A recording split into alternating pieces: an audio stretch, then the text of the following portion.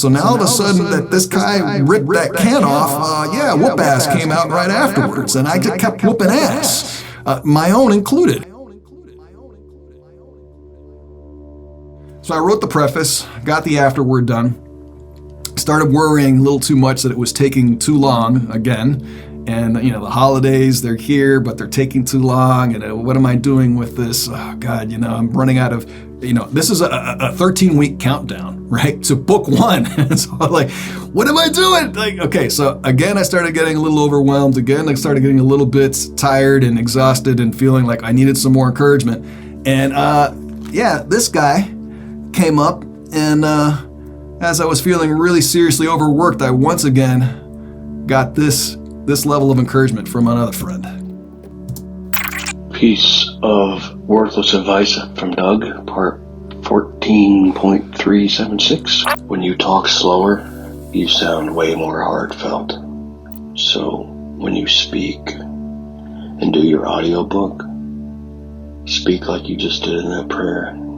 You move me to tears, brother. Doug. So, once again recharged by another friend reminding me of my strengths. Him and I, Doug and I, have both shared a lot of tears over the years. I met him, and you've heard me before possibly in other videos, but it's worth repeating. This guy taught me how to speak.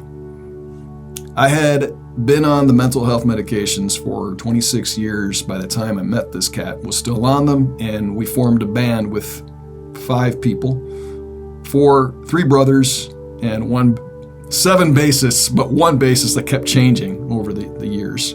And then me, the vocalist, who didn't know how to speak. I'm like, really? I'm going to sing, but I can't talk to people.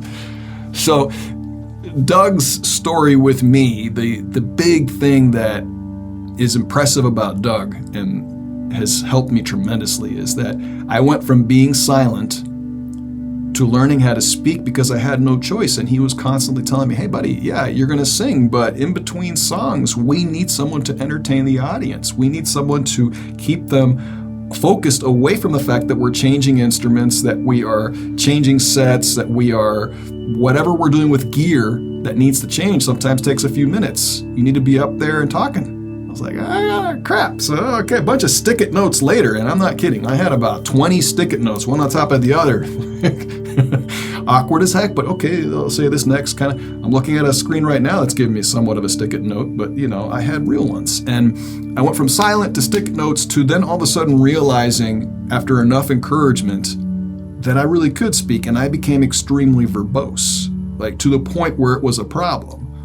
I apparently had so much to say that had been dormant or trapped for so many years with the drugs and all these other things about me that I won't go back into again, that were preventing me from speaking. And so now all of a sudden that this guy ripped that can off, whoop ass came out right afterwards, and I just kept whooping ass, my own included, because people were like, okay, that's a lot, it's too much information, like overload, please slow down. So silent to stick-it notes to verbose, then to volumes of verbosity with this cat.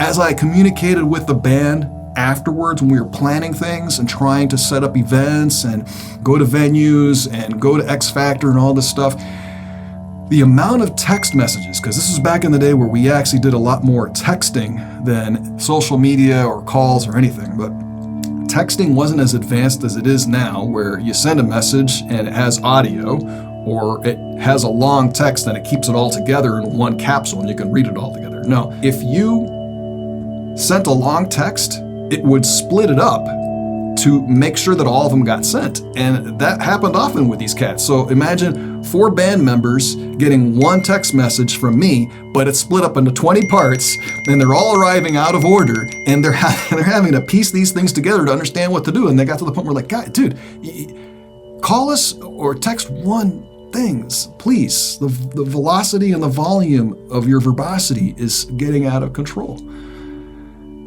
And now, this guy is once again helping me with my voice, but he's telling me to slow down. I find that ironic. And there's a lot of irony right now about me working on this audiobook. That's just one. The first irony was that I had already started on this back in 2017. I mean, it looked more like this back then. It wasn't this other thing like it is now, but it was still audio. It was something I did shortly after meeting Tom, the first guy that I told you about. And as I said about the irony with Doug, I mean, this guy taught me to speak up first, then to shut up, and then to speak less and slower, but still speak. I like when you speak, just slow down. So, irony there, and also irony because I postponed a solution that I had been working on. I ironically set out 3.5 years ago to create this automation to help me with all of the content that I want to put out there, but with giving me the opportunity to focus on the creative aspects of it and not constantly all the mundane keeping up with the third-party vendors who constantly change their minds and the way in which they want you to distribute and format and discover, and oh, by the way, we changed our mind yet again, and so you have to go with this new guy even though we promised you X, now it's Y. All that stuff gets in the way of creativity, and I had focused on a solution for that, but then not abandoned it, just walked away temporarily so I could focus on getting those books on Amazon. Now I'm back to the automation.